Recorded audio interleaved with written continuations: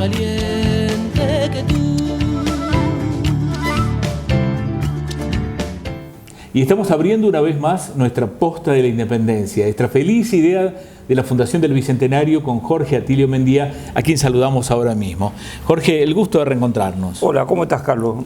Muy bien, siempre muy interesado, primero por lo que conversamos, por lo que puede surgir como disparadores de otras conversaciones, de interés en ir a los libros, de abrevar en otros documentos, porque siempre pasa esto, ¿no? Lo que nos ha ocurrido con Muñeca Correa ha sido maravilloso. Yo creo que para la opinión pública muchos se enteraron del primer geógrafo que tuvo Tucumán, su abuelo. Ha sido muy grato. El tema de los mapas, ¿no? Porque claro, claro. Y eso creo que siempre ocurre de un modo o de otro, en alguna magnitud, que la gente se siente interesada por saber un poco más, ¿no? Y ahora nos vamos a ir a ese templo sacrosanto que tenemos en Tucumán, que no lo tiene nadie, que es el Templo de la Independencia, la casa histórica. Bueno, y ha tenido, la mayoría conocen, rasgos generales, el derrotero, las peripecias que ha pasado como edificación y las decisiones que se han ido tomando, todas vinculadas a un tiempo histórico, ¿no? Así es, pero esa casa histórica donde nos ha dado la decisión política más grande que tuvimos en Sudamérica, que es la Declaración de la Independencia. Correcto. En esas actas escritas en los 3 idiomas, español, aymara y por supuesto el quechua, y bueno, que no supimos, sobre todo los tucumanos, no supimos respetarla, no supimos quererla en su tiempo o no supimos defenderla.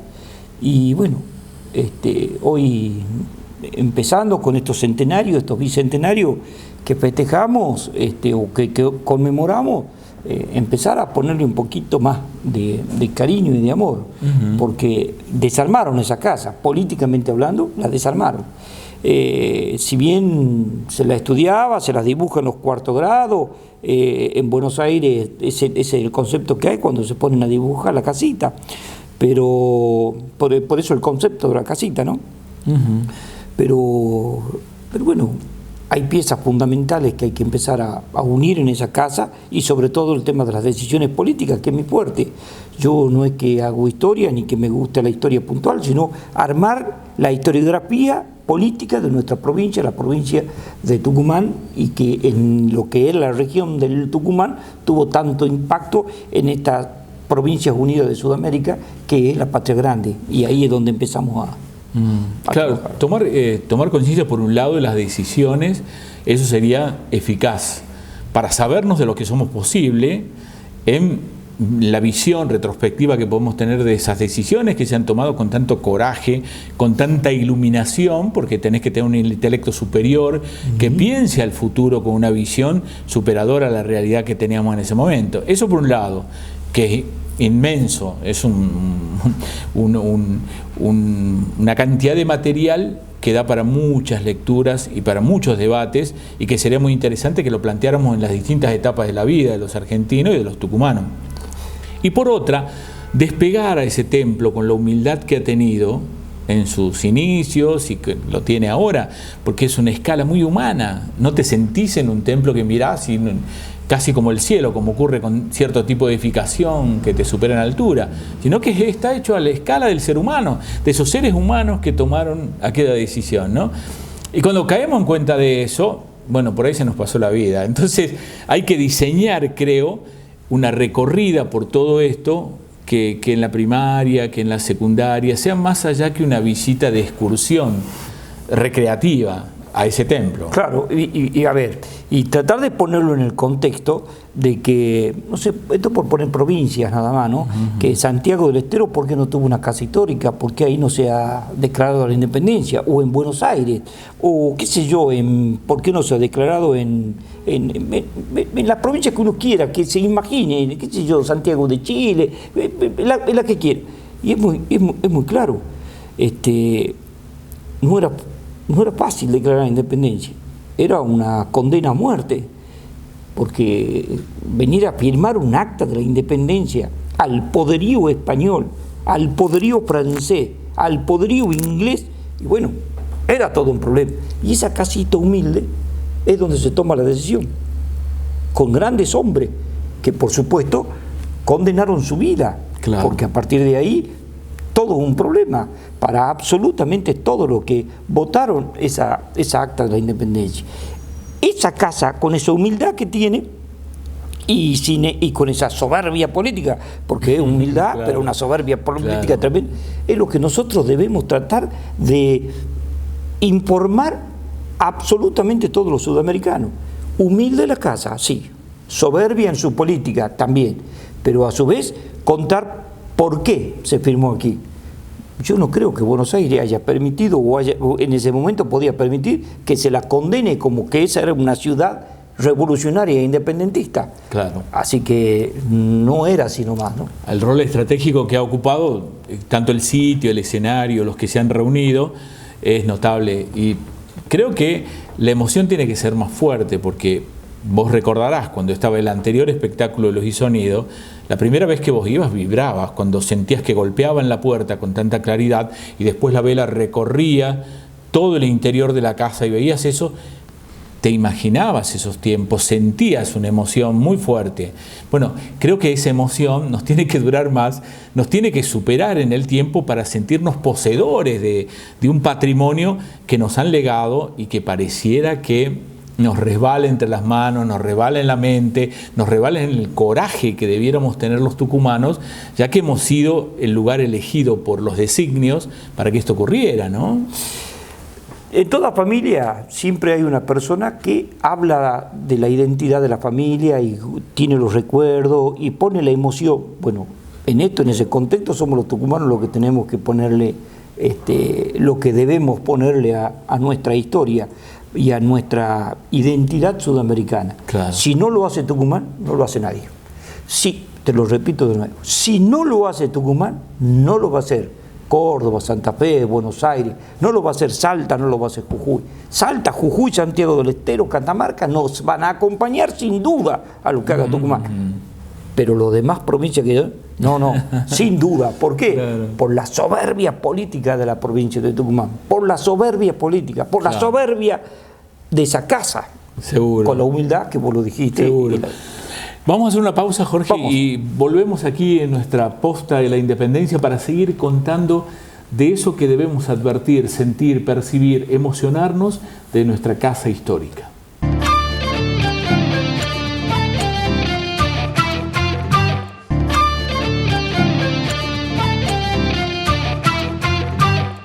En nuestra posta de la independencia hoy estamos recorriendo ese sitio preferido, el número 1 que tiene Tucumán, que es la Casa de la Independencia. Jorge, yo recuerdo, pero con total claridad, el día que volviendo de San Luis paramos en la primera escuela donde había sido designado Sarmiento. Era un rancho de paja con piso de tierra y estaba cubierto por un tinglado que había hecho construir el gobernador. Cuando yo me introduje en ese lugar, me vibró toda la vida. Me imaginé a Sarmiento renegando con los chicos grandes. No había nada más que eso. Pero esa sensación fue tan fuerte que me acompañó muchísimo, hasta en los momentos en que uno, con la docencia, tenía ganas de colgar los guantes o tirar la toalla, ¿no? Y creo que esa lección que nos dan los sitios por donde ha transcurrido la historia debiera ser una energía poderosa en quienes nos interesamos por algo más que nosotros mismos, ¿no? Porque esa es la verdad. Muy poco te puede interesar, si vos sos un tipo egoísta, estas cosas quizá son para vos tan solo un atractivo turístico. ¿Qué término has puesto, no? Pero el egoísmo, por ejemplo. Vos sabés que para los políticos, yo soy político y me considero, claro. Para los políticos, entrar a la casa histórica tiene que tener eso, mucha vibración, porque ahí nacemos y a partir de ahí los políticos se hacen cargo de estos pedazos de tierra. Y la pregunta es, ¿cuántos políticos vibran al entrar a la casa histórica? Y si vibran de la emoción de ver una casa antigua, vieja, o vibran porque haya nacido la política. Y vos sabés que esa pregunta que me hago ahora, que siempre me la hice, no logro contestármela. porque muchas veces he ido con muchos políticos a la Casa Histórica, Claro. pero veo distintas sensaciones. Entonces la pregunta que me hago es, ¿sabrán? ¿Se sabrá? ¿Se tomará conciencia de lo que esta casa tiene?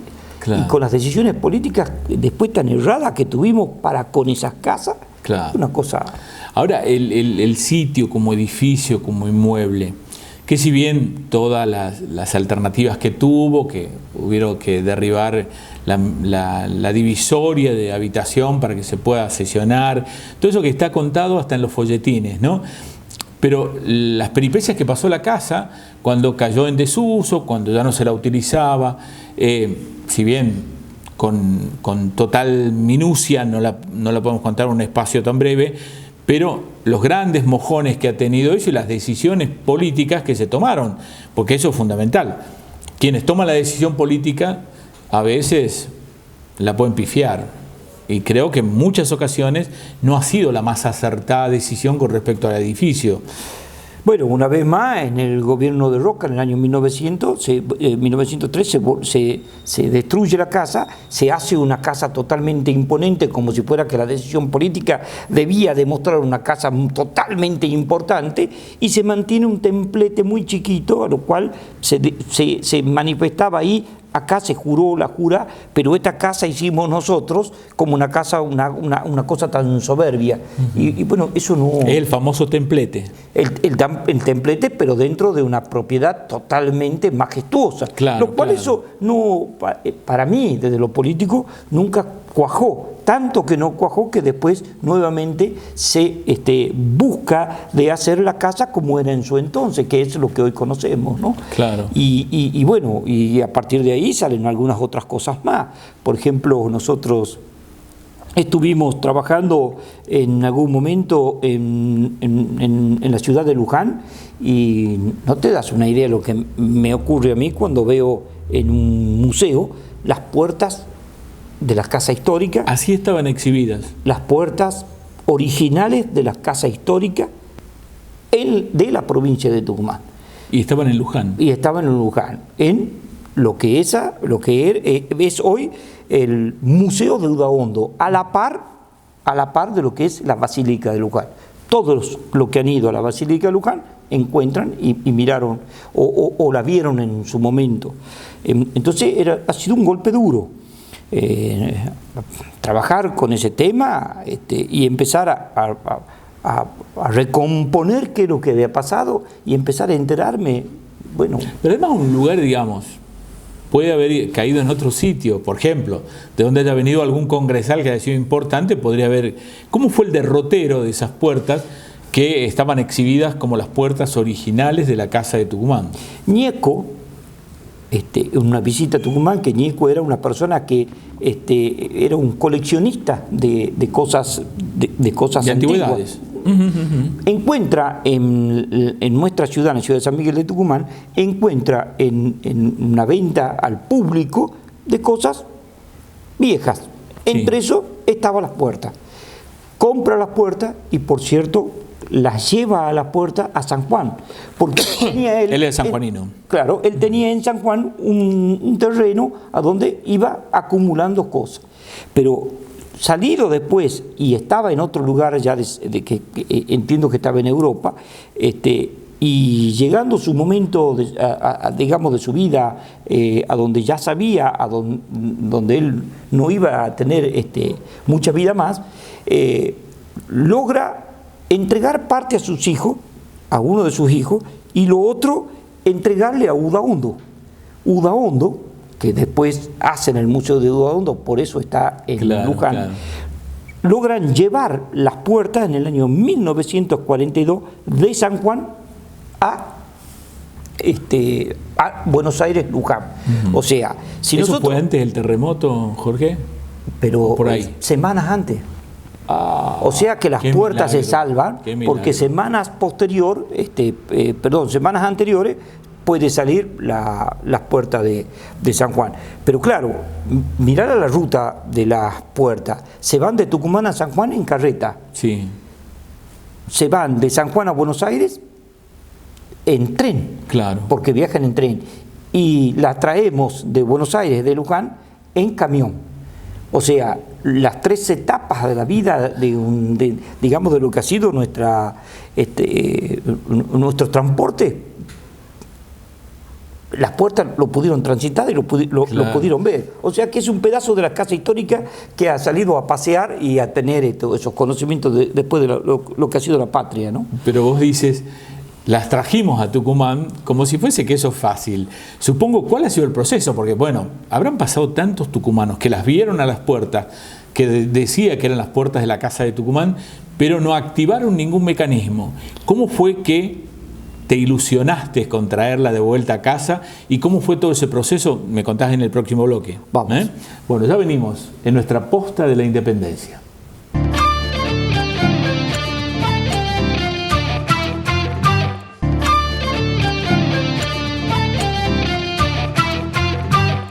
Estamos en nuestra posta de la independencia, y más independencia que nunca hoy, porque estamos acercando información que seguramente la mayoría no la tenía, sobre estas puertas originales de la casa que atesora los momentos más importantes, fundacionales de nuestro país, de nuestra América, con esa declaración de la independencia. Y habíamos quedado en el punto que las encuentras a las puertas en el Museo Udaondo, decía que eran las puertas originales, y ahí ¿qué comenzaste a hacer para decir, bueno, son mías porque son tucumanas? ¿Cómo fue que reaccionaste? A ver, primero hablar con el arquitecto Green, que era el director del museo. Sí, sí. Un mariano tremendo, de apellido Green, judío, pero mariano, o sea, converso en la religión. Claro. Por una cuestión, una enfermedad que él tenía, y bueno, siempre a la par de la basílica termina encomendándose, salvando su vida, ¿no? Un tema tremendo. Una historia aparte todavía la de Green. Pero claro, nosotros le decimos a Green cómo podíamos hacer, y era en los meses de marzo, abril, y nosotros decíamos qué lindo que sería que en el 9 de julio del año 2007 esas puertas pudieran exhibirse en la provincia de Tucumán, aunque sea en un tiempo. Y bueno, él manifestó de que sería lo correcto, porque acá tenía visitas, muchas visitas, pero que no tiene el sentido de lo que es en la Independencia, claro, o en la Casa de la Independencia. Ahí empezamos a trabajar porque es un museo provincial, hablamos con el gobernador de la provincia, hablamos con el ministro de Cultura y Educación de la provincia de Buenos Aires y empezamos a trabajar a ver si había posibilidades. Y nos dijeron que sí. Claro, te imaginas la emoción que teníamos cuando nosotros nos habían dicho que sí. Cuando sabíamos que 2 gobernadores antes, o con rango de gobierno al frente del Ejecutivo de la provincia de Tucumán, no pudieron traerlo. Entonces empezamos a trabajar en ese tema y no lo hicimos a nivel nacional, lo hicimos a nivel provincial. Claro. Cuando cargamos nosotros las puertas en un camión, traíamos algo muy valioso para nosotros y por supuesto para todo el que sabía, pero no dejaban de ser 2 pedazos de madera, a lo cual el arquitecto Green, en ese momento, una semana antes, se habían sacado se había cambiado el vestido de la Virgen de Luján, sí, y con retazos de la vestimenta de la Virgen de Luján le puso para que protegiera las puertas en su viaje a Tucumán, que protegiera digamos, de ese viaje, a lo cual inmediatamente cuando se produce el viaje acompaña a la provincia de Buenos Aires, la policía de Buenos Aires, porque decía vamos a salir hasta la ruta, vamos a ver. Claro, la policía se prende en ese viaje y acompaña hasta los límites con Santa Fe. Santa Fe pregunta si qué traían en ese viaje, y por cierto que manifiestan lo que traía. Y Santa Fe dice, nosotros también acompañamos las puertas. A todo esto estaba corriendo. Todo se producía sobre los hechos, pero inmediatamente. Yo siempre dije, mira, en el manto de la Virgen, estaba protegiendo a la Virgen, estaba juzgando a la Virgen ahí, y ahí estaba un poco que trabajaba en cada lugar que esto estaba pasando. Eran las 2 de la mañana, más o menos, y me hablan por teléfono. Yo tenía encendido el teléfono porque yo decía, ya tiene que estar llegando. Llega un momento que me hablan por teléfono y en ese momento me dice el camionero: yo tengo, señor, su teléfono porque estoy trayendo algo de tal lugar y llego a Tucumán, y el contacto que me dieron ustedes. Sí, le digo, efectivamente, vos estás trayendo unas puertas, ¿verdad? Y bueno, en ese momento me dice: pero tengo un problema, señor, me sigue la policía de Buenos Aires hasta el límite con Santa Fe, y ahora me está acompañando o me está siguiendo la policía de Santa Fe. ¿Me puede decir usted qué llevo? Entonces nosotros decimos: quédate tranquilo, es todo legal, no hay ningún problema. Claro. Pensando, andá a saber lo que pensaba este Pero pobre qué hombre. reserva de no decirle al camionero ni al transportista, porque quizás cuanto más se supiera iba a ser peor, ¿no? Claro, no queríamos porque sabíamos lo que traía. Por supuesto, le tengo que decir, le digo: mira, vos estás trayendo las puertas originales de la casa histórica, lo cual para nosotros tiene un gran valor, pero lógicamente esto no puede acarrear problemas grandísimos si pasa algo. Entonces, bueno, se queda tranquilo y sigue. Al llegar a Santiago del Estero, él mismo cuenta qué es lo que estaba pasando, y la policía de Santiago del Estero se prende. Pero claro, como provincia de Santiago del Estero, los policías piden permiso a la jefatura policial, y la jefatura policial sin duda los hace parar en la ciudad de Santiago cuando estaban pasando, y ahí hacen todo un homenaje a las puertas. Y hacen un recibimiento y un paso, y notifican, digamos, en la prensa qué es lo que venía. Te imaginas que a partir de ese momento uno ya empieza a tener temor, y yo tenía miedo porque decía, puede pasar cualquier cosa ya con las puertas. Claro. Bueno, al llegar a la provincia de Tucumán, por supuesto, no acompaña la provincia de Tucumán a las puertas. Piden permiso los santiagueños, la policía de Santiago, para ingresar al territorio de la provincia de Tucumán y acompañar hasta las casas, hasta nuestras casas, a los efectos de que pueda ser resguardada y guardada en ese momento. Nosotros la tuvimos que guardar en lo que es Gendarmería, y Gendarmería nos permitió después trabajar de las puertas, pero nosotros ya sabíamos que estaba resguardado en un lugar a donde difícilmente se iba a tocar. Ahí estaba el camión y ahí estaba todo en espera. Bueno, lógicamente que con esas cuestiones entra a la Casa Histórica un 7 de julio del 2007 y entra un día tremendamente frío. ¿Qué hace Gendarmería? Gendarmería acompaña a las puertas y acompaña con sirena. Se entusiasma el chofer de la camioneta y empieza a poner sirena. Claro, la sirena iba produciendo algo y por supuesto nos acompañaba a las radios. Cuando llegamos a Casa Histórica había una multitud de gente. Qué hermoso. Tocaban las maderas y se persignaban. Mi primera pregunta es: ¿por qué se persignan ante la madera? Y después alguien que estaba a la par me dice: acordate del manto que acompaña. Claro, el manto de la Virgen de Luján. Por eso la gente tocaba, persignaba, y pasaron esas puertas, que fue algo muy fuerte. Claro. He visto personas que me acompañaban llorar, pero llorar con lágrimas, y cargar las puertas y ponerlas adentro de lo que era el Museo Histórico. Claro que al otro día ha sido un problema tremendo, porque sabiendo ya en las noticias por Santiago del Estero, por lo que había entrado, el 8 de julio empieza a aparecer en Clarín, en el Diario Nación y en todos los diarios nacionales: faltan las puertas en Luján y están entrando en Tucumán sin una documentación previa. Porque la documentación nosotros la hicimos en la provincia, mas nunca lo hicimos en la nación.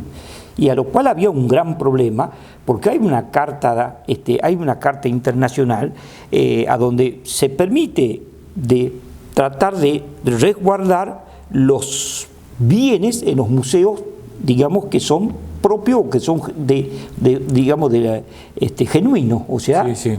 El caso de las puertas de Tucumán, en Tucumán. Por supuesto, el Museo Histórico Nacional no le agradaba absolutamente esto. ¿Y por qué no le agrada? Porque el 97% de las cosas que hay en el Museo Histórico Nacional no le pertenece a Buenos Aires, le pertenece a las provincias, le pertenece a La Rioja, Salta, claro, Jujuy, claro, a Santiago del Estero, le pertenece a Tucumán, le pertenece a Entre Ríos. Entonces era un problema. Si todos venían a sacar las cosas entonces no había que dejar un antecedente. Un problemón político tremendo, absolutamente tremendo. A todo esto, entran las puertas a la Casa Histórica y a partir de ese momento, las documentaciones empiezan a trabajarse a nivel provincial y nacional y nos visitan ese día, que yo sepa y que yo haya leído, es así, por primera vez un gobernador de la provincia de Buenos Aires un 9 de julio en la provincia de Tucumán. Nunca antes un gobernador en ejercicio un 9 de junio estuvo en Tucumán, nunca antes. Entonces, a partir de ahí nosotros empezamos a hacer resaltar y se llevaba todos los colores y toda la prensa ante una visita presidencial, porque en ese momento estaba de presidente, creo que Néstor Kirchner, se llevaba todas las fotos a las puertas, se llevaba todas las preguntas a las puertas, porque ya era un problema nacional. Claro. Esas puertas salieron muy callados, se salvaron del terremoto de San Juan, estuvieron exhibiéndose en Luján, pero cuando entró a Tucumán, entró haciendo mucho ruido, por cierto, para quedarse. Y la única claridad que tengo es que si alguna vez vienen por las puertas, es el pueblo de Tucumán el que tiene que resguardar que eso es parte de nuestra identidad y es parte de nuestra personalidad. Así que para mí haber estado y siendo parte de esto ha sido algo muy fuerte, muy glorioso, y muchos amigos míos y muchos políticos me acompañaron en este tema, ¿no? Qué bueno. Bueno, Jorge, hermosa historia que se suma a esas historias de bolsillo, de esas que están en los papeles más queridos que uno guarda en el corazón. Así es. Y te agradezco la gestión como tucumano que has hecho a favor de algo que es patrimonial de la tucumanía. Así Hermoso, es. Gracias. Muchas gracias por tu concepto. Bueno, en 7 días volvemos a estar aquí en nuestra Posta de la Independencia, presentado por la Fundación del Bicentenario. Hasta entonces.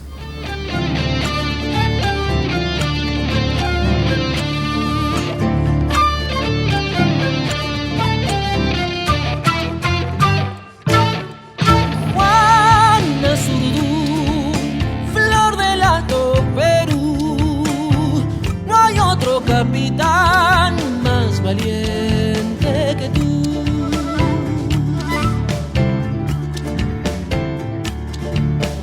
Oigo tu voz más allá de Jujuy y tu galope audaz, doña Juana Zurduy, me enamora la patria negra.